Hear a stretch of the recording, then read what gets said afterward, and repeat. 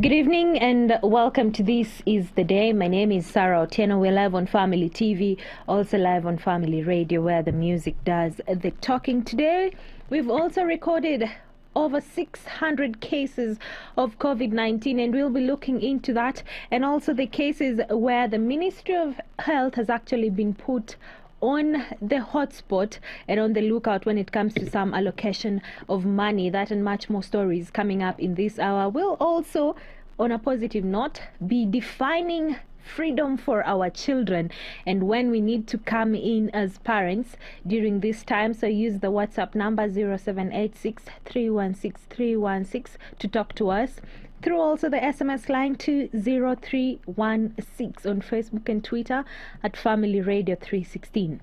And let's get started now. 637 people have tested positive of the coronavirus. The Ministry of Health, through the Cabinet Chief Administrative Secretary, Dr. Rashid Aman, announced in a televised statement this afternoon.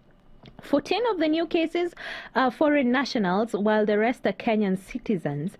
And this now brings the total number of confirmed cases since the pandemic was reported to 14,805. Of the new cases, 361 are male, while 276 are female, aged between 1 and 88 years old.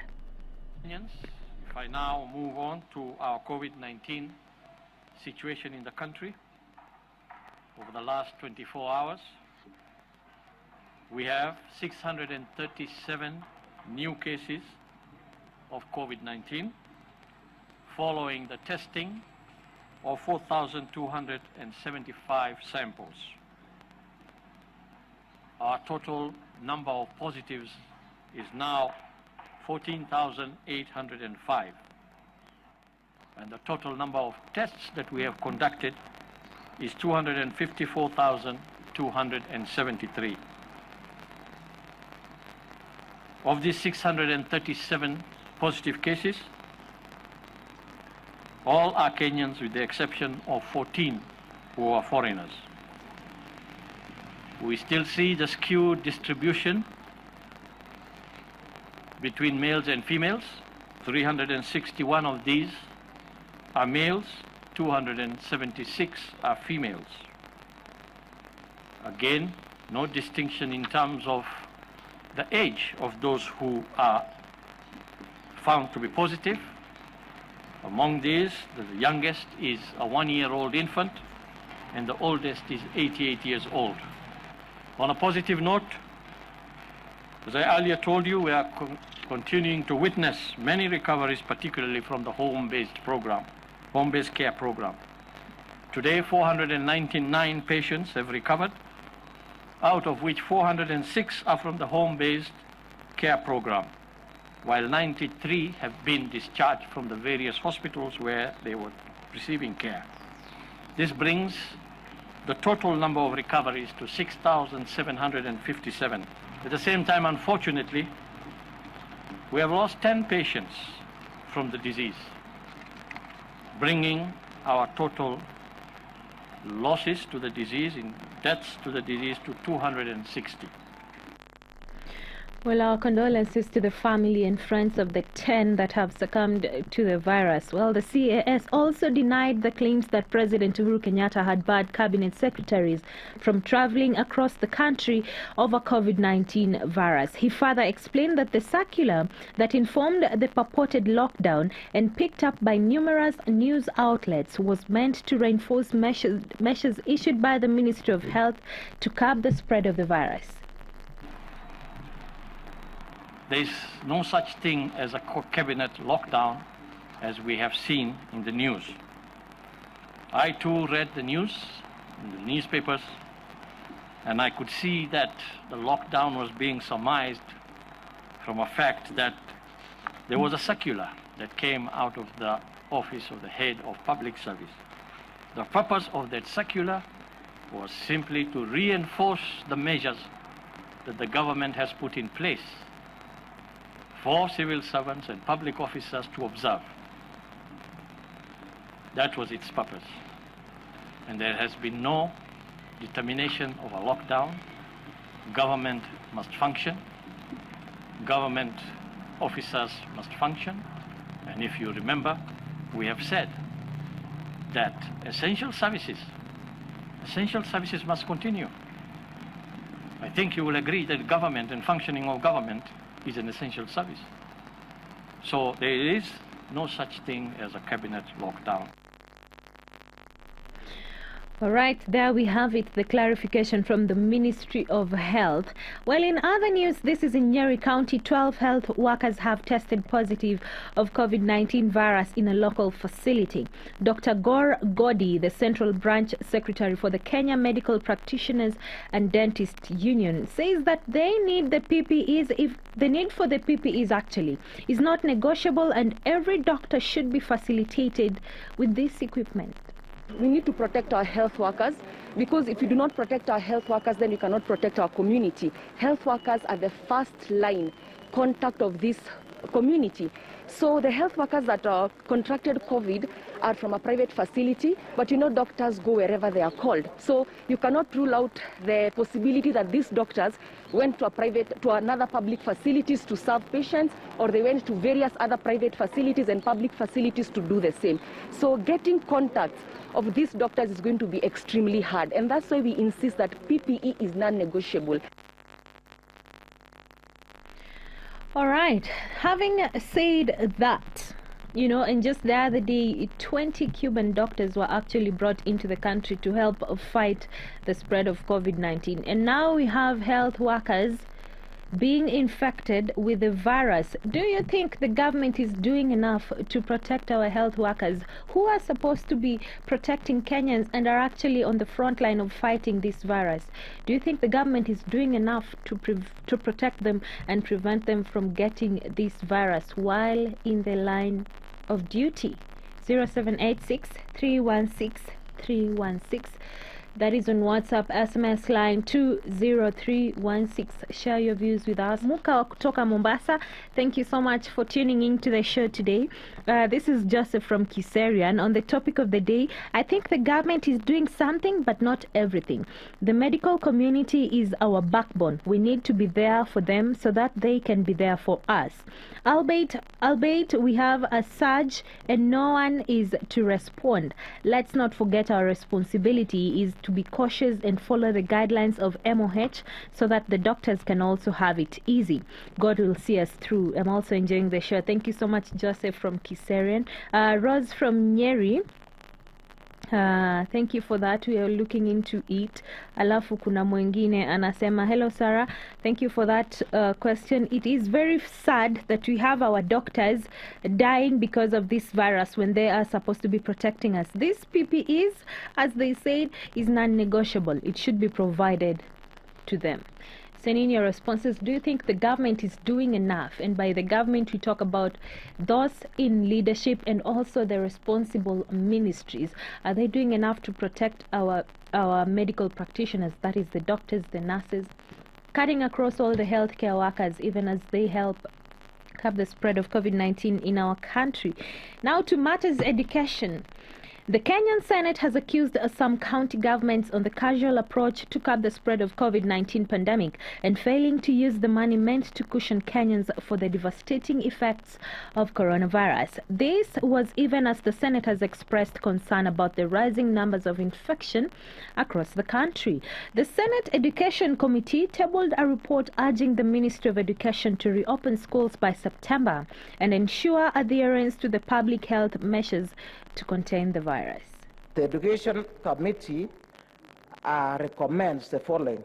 First, reopening of basic education learning institutions may be beginning from September 2020 to allow a division of classes into smaller groups and allowing each group its own specific room where learners only interact with classmates in their assigned group. Priority should be given to the national examination classes, KCPE and KCSE, so that they can continue with syllabus coverage and prepare for examination. It is unfortunate that up to date, 4 months since the first case was reported in the country, some counties do not have a single intensive care unit ICU bed and ventilator. Quite unfortunate.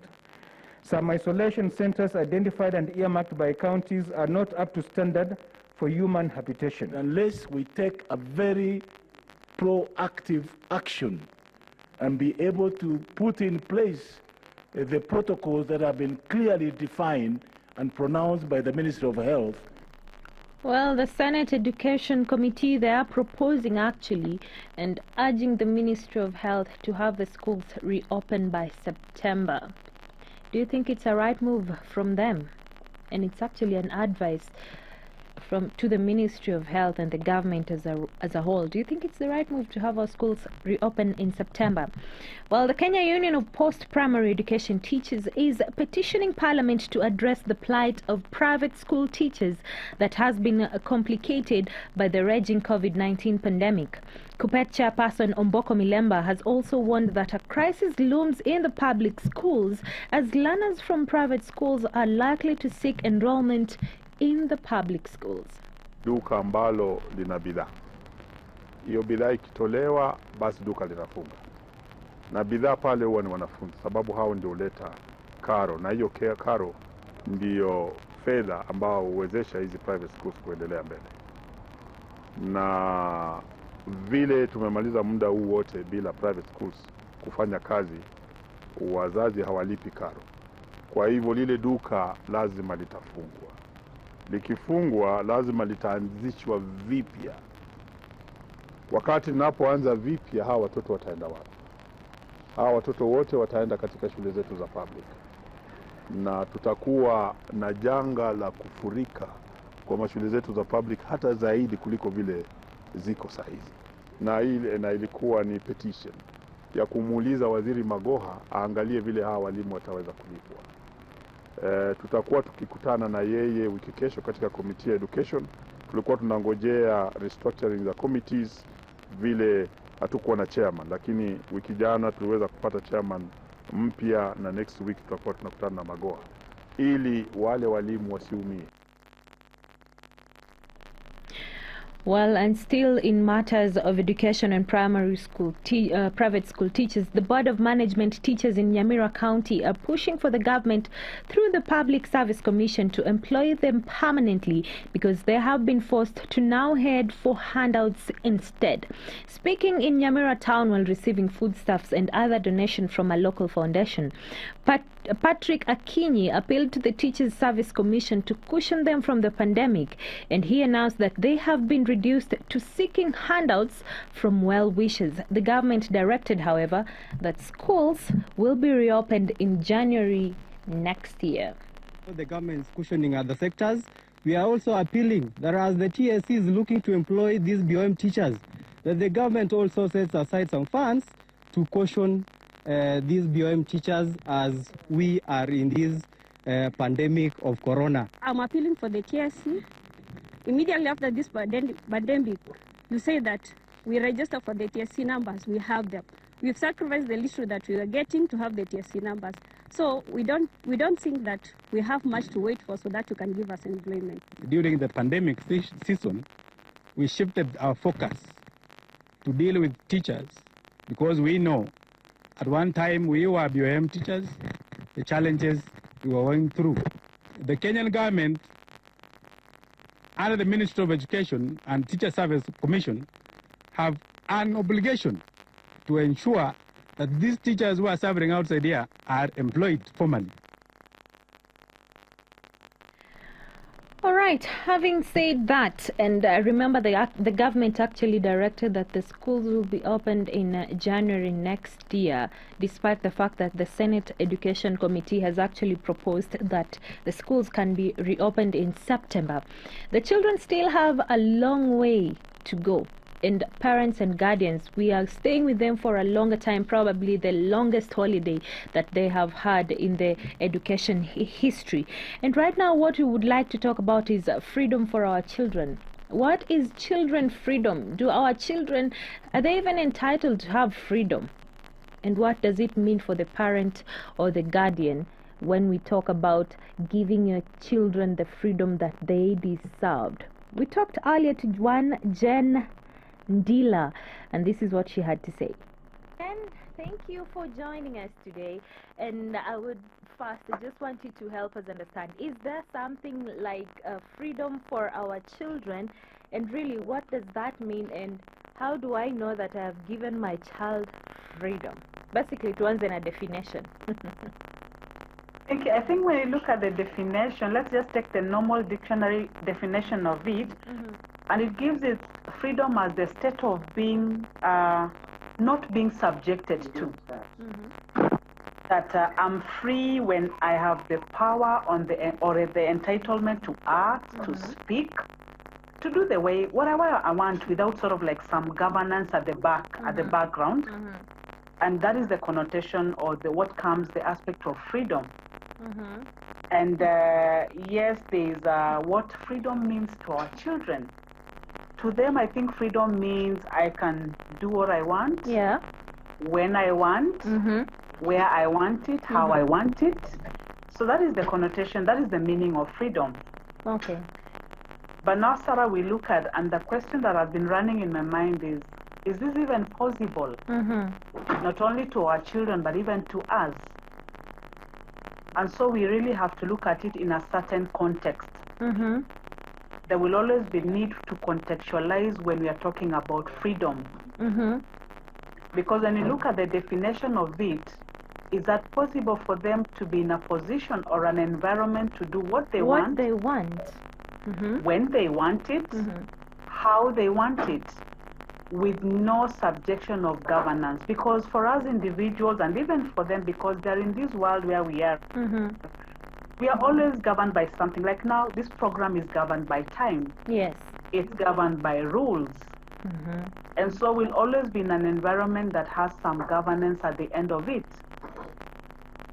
I think when I was looking at it, I thought of this when they are in school, because most of them sometimes they don't describe school very well. Sometimes they'll say he or prison, you see. It's because school has rules, school has policies that have to be followed, school has a timetable. In school, let's talk of schools, there's always a timetable where every minute is dictated. There is something you're doing at this time to this time. If it's break, it has a duration. There is a bell that reminds you about the set rules. And I think when they come home, why there is that feeling of home, I should have freedom, is because at home, as opposed to school where the rules are stated, well stated, and even sometimes written down. At home, the rules, and this is in the family setup, family system, the rules are implied. At home, rules are rarely written down. And so I think that's what makes them not really see the rules or feel the rules. So I think that's what makes them want to have the feel that at home I need to be free. Why am I under rules at school and why am I under rules at home? All right. Well, and talking of that, Jane, is it right for parents to actually give their children the freedom to do whatever they want and whenever they want to do it actually? Is it right for parents to do this? Sarah, that is a question sometimes when you say whether it's right or wrong may depend on so many things. First of all, when we were growing up, were we allowed to do that? What we want, when we wanted it? I don't think we were allowed to the extremities that we would have wanted. No, we were not. Because also, as they're developing, they're not yet at full maturation. And that also has its implications, because when you, an adolescent who is still developing and the brain is still developing in growth and in structure and in what it should do. Now you can imagine, for instance, at adolescent when their critical thinking structures are not yet fully matured. Now it would be a risk to let them that they can do what they want. Being led by emotions and all that, it would really be chaotic. And so I think whether it is right or wrong depends on, first of all, as I'm giving them freedom, because freedom has its place. When you let them be without a lot of snooping and a lot of, following up and a lot of surveillance, strict surveillance, it helps them to come up with the skills they need in life. And these are skills that may not be taught in school. Skills like coping skills.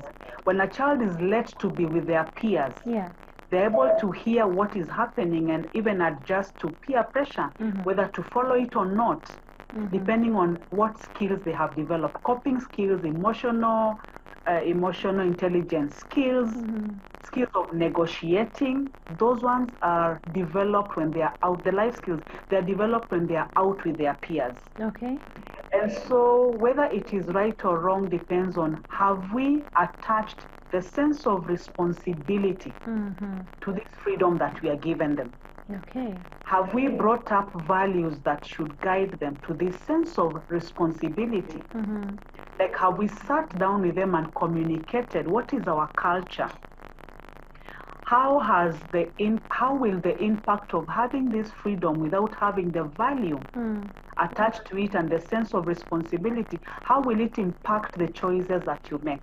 I think that is what is important. Giving the freedom is not really the aspect, but what is the freedom? What is the basket? This freedom is in basket with some other items. What are they? All right. Have we talked to them? Have we discussed what actually freedom means to them? Do they know what they are asking for, the risk of it, or the importance of it? All right. And right now, as a parent maybe, or as a guardian, when do I have to intervene? Because maybe I've allowed them to have the freedom without snooping maybe, and even allowing them to have these, to adopt to these skills that maybe are not taught in school. But when do I have to intervene now as a grown-up, as a parent? I think, Sarah, one thing is very important here. Yeah. And I'll give this example. Let's say, for instance, for long, my child has not been making a bed. I'm okay with it for long. Then one day I come up and ask them, why is your bed not made? See, first it will confuse them. Why am I asking now? I've never been asking. Yes. And so in the family system, let me borrow from the theory of family systems, where rules, roles, and boundaries need to be brought up early in their life, so that they know the roles they have, and the roles come up with the rules. I mean, the family, we have these family rules, we have these rules that govern us, we have this way of doing something. So even as I'm coming to intervene, what is the culture that has been there? Yeah. I cannot be giving my son a phone. He's right now in maybe class. Let's take my grandson. He's 3 years old. I've been giving him a phone to appease him and to make him not maybe disturb me in what I'm doing. And it is becoming, he's now used to it. He even knows for there to be peace, I need the phone. Then one day I come and intervene and I'm like, this phone is spoiling you, and I take off the phone. See, first it will confuse them. You gave me the phone, now you're taking it away. What is happening? So sometimes, yes, we do notice that there is a risk, and they are moving. Like right now, one of the greatest risks, many parents, when I talk to, one of the fears is that with the phone, there is access to internet and the media, and there is access maybe like to pornographic material, which later may lead to an addiction. Or even if it's not addicting, it will mess up their mind.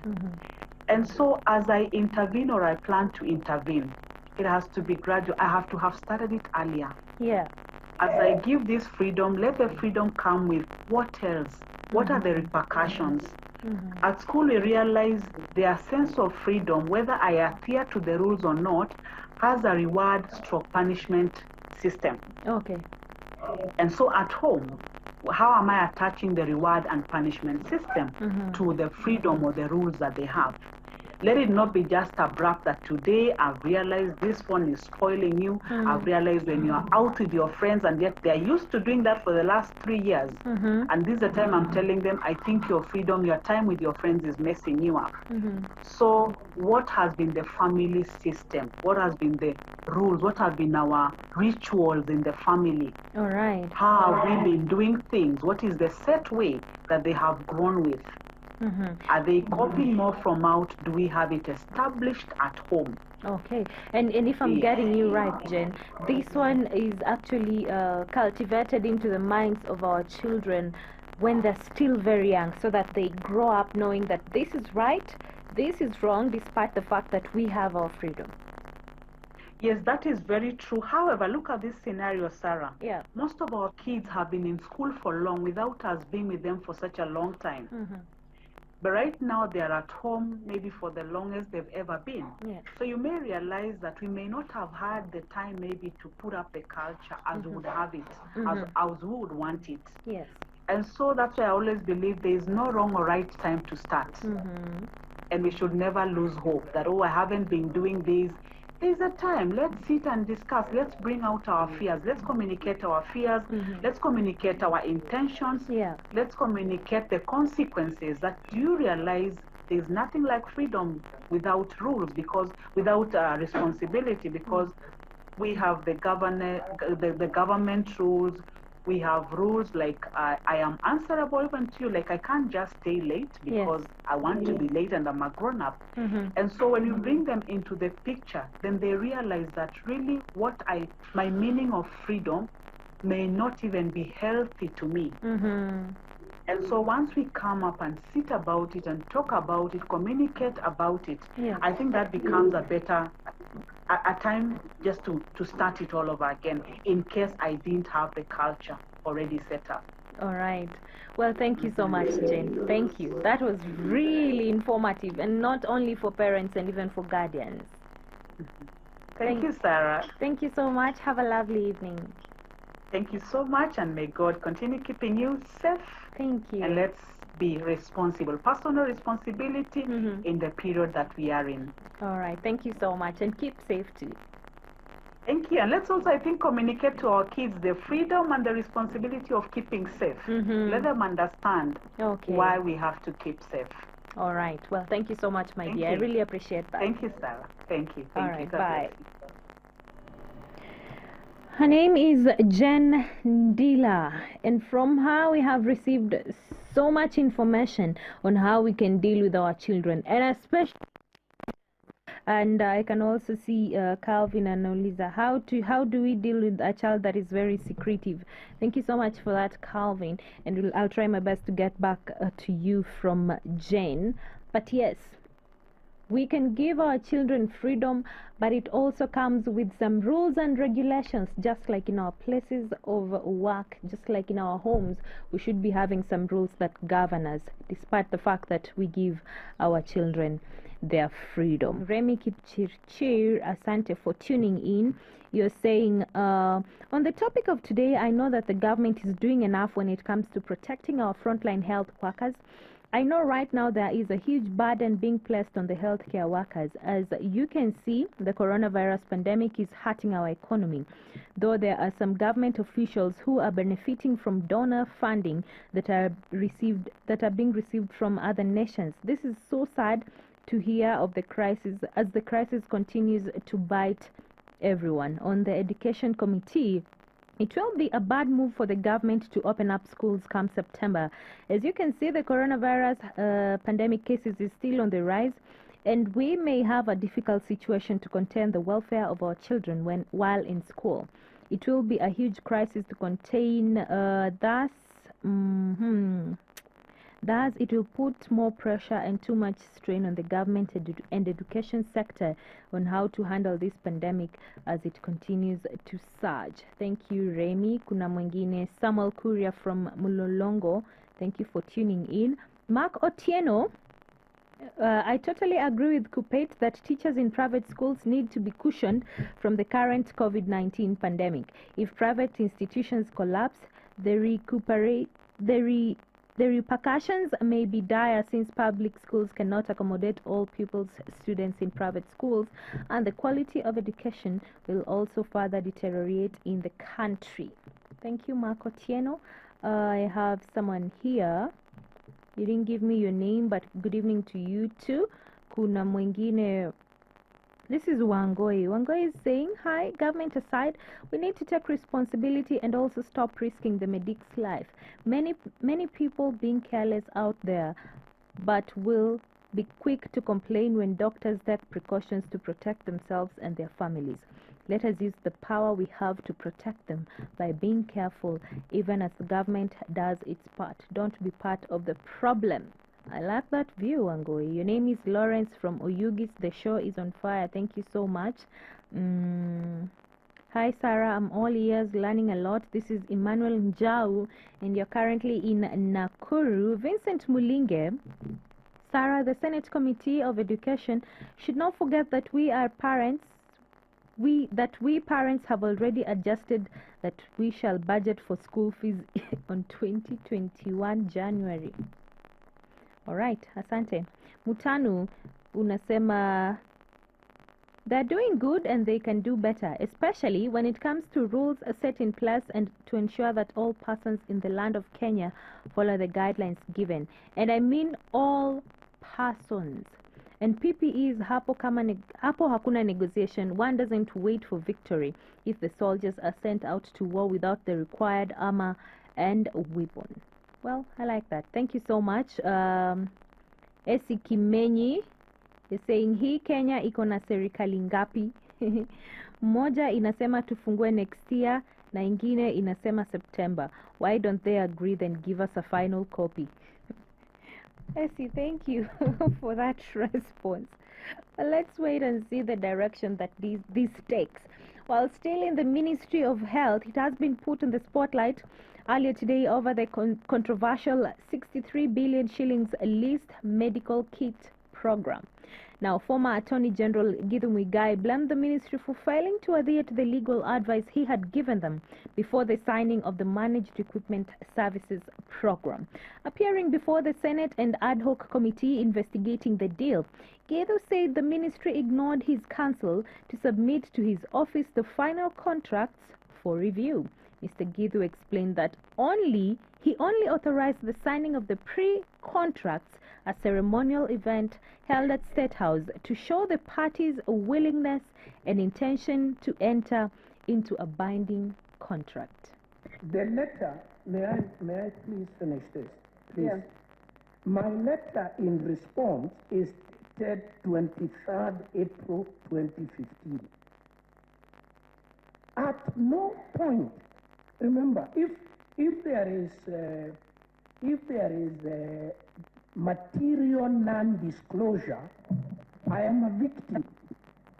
There is no disclosure to me that the extended contract is to be funded by a Harambee among, and I want you to check and draw my attention, because now that seems to be held as something I should have known. I could not have known because it is not disclosed to me. But you have a right to know. Now you have given me the information. Now I know. Now, on the face of it, that appears to be wrong, because what was sought from me and the consent I gave was based on a very specific set of facts.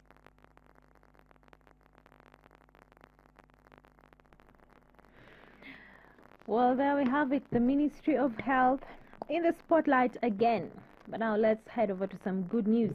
Demand for the Kenyan flour has recovered to about 85% of pre-corona levels in Europe market, as the Europe market opens up after the lockdown. This is according to the Kenya Flour Council. However, the Kenya Plantation and Agriculture Workers Union are accusing some flour farms of using the COVID-19 pandemic to terminate or review the contracts for their workers. It is clear that business is back to normal operation. And as employees, we are hardly strained in terms of finances, in terms of terms and conditions of employment. So we have analyzed and put in place measures, and we are going to put a proposal in place to employers to see to it that we gain a salary increment, as normally done within the 2-year period. We also, as an employees, we have a right to put our foot forward, put our hand forward and ask for a salary increase. And we will be doing so, as we have always done through proposal. All right, the flour farmers, they are complaining as much as the demand has gone up by 85%.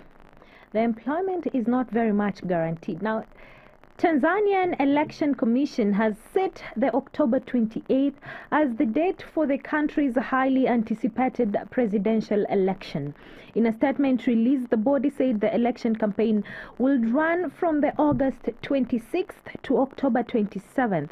President John Magufuli will be seeking re-election after being chosen earlier this month as the candidate of the governing Chama cha Mapinduzi. Chadema, the main opposition party, has several candidates vying for the nomination, including Deputy Chairperson Tundu Lissu, who lived in exile in Belgium after being shot outside his home in 2017. Kampeni za uchaguzi zitafanyika tarehe 26 mwezi Agosti mwaka huu hadi tarehe 27 mwezi Oktoba mwaka huu.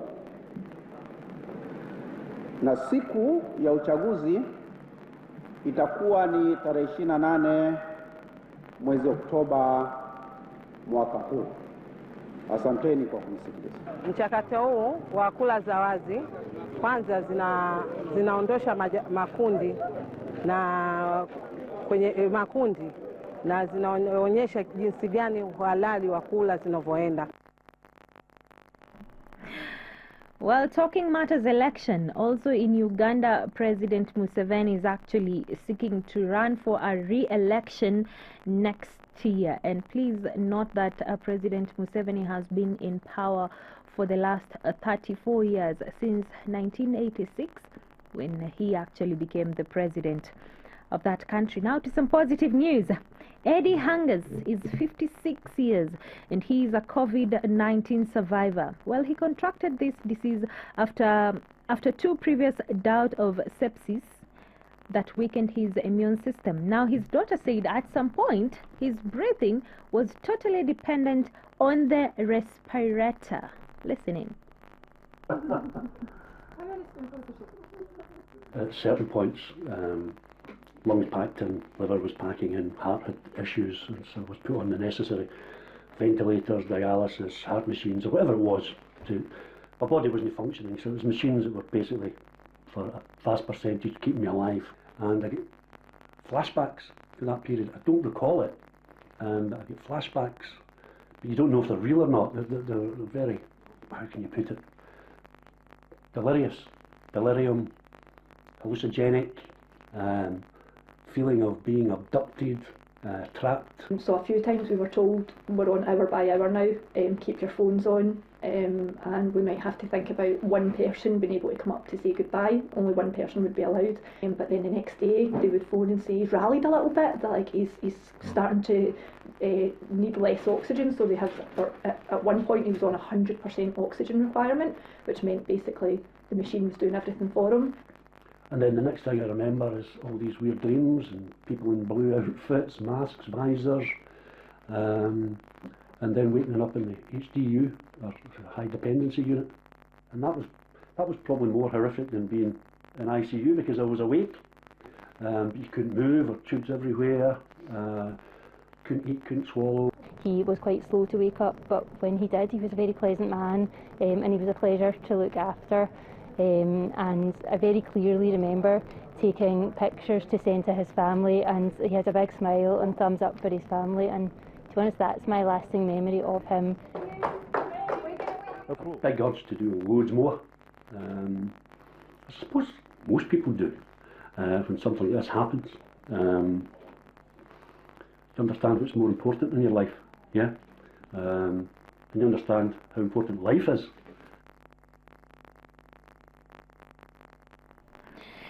Well, I like these stories because they show that there is hope and light at the end of the tunnel.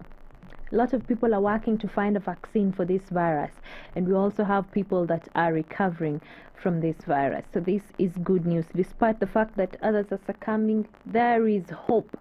That is what we need to take to the bank. Paris, thank you so much for joining today and for learning from that discussion that we had. You're saying if the children have a routine, they definitely will be better kids. Asante sana. Well, Prayer Circle is Coming in next on Family Radio and Family TV with Benjamin Waka. Send in your prayer requests and also the praise reports. And tomorrow morning, we'll also be having Pastor James Okumu with Devotion Hour and Jam 316.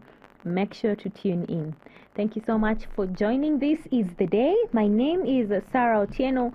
Have yourself a lovely night. Bye. For this and more of our shows, log on to www.familymediaonline.com to enjoy a wide variety of programs from current affairs to testimonials and features, pastoral and inspirational shows, kids entertainment, and so much more. Also stream live on www.familymedia.tv.